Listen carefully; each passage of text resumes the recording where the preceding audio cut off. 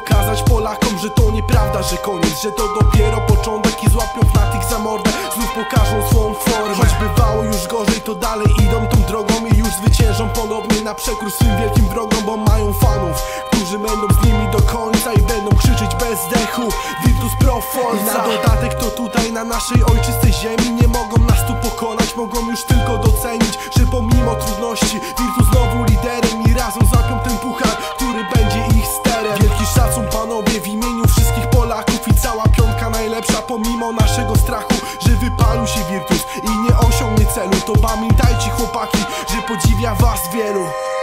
Kto wygra w Katowicach, wygra w Katowicach, wygra w Katowicach Virtus Pro. Na paszy wielkich bicach, paszy wielkich bicach, paszy wielkich bicach Virtus Pro. Kto zgarnie znowu puchar, zgarnie znowu puchar, zgarnie znowu puchar Virtus Pro. Niech cały świat to słucha, cały świat to słucha, cały świat to słucha Virtus Mocne Pro. 5 na Neo stworzył coś, co ma potencjał. Dziś piątka graczy, w nich widzimy cały wszechświat. Piątka graczy to są zawodnicy, nie z tej ziemi zawodnicy. Nasi rodacy w swoje ręce tą grę wzięli. Puchar będzie nasz, przyszłości nie da się wymazać. Taktyki przygotowane, więc będzie co pokazać. Siadamy przy swoich stanowiskach, szybka rozgrzewka, forma u każdego, więc siła w nas mordercza. Zakupione kewlary, jeden flash na ochłodę. Neo biegnie, rzuca go prosto na odnogę. Terroryści nie wiedzą co się dzieje, a później reakcja. Snacz już wybiegł i zakończył rundę. Tonąca tratwa, wynik 8-1 na trybunach. Okrzyki, że wszyscy za jednego.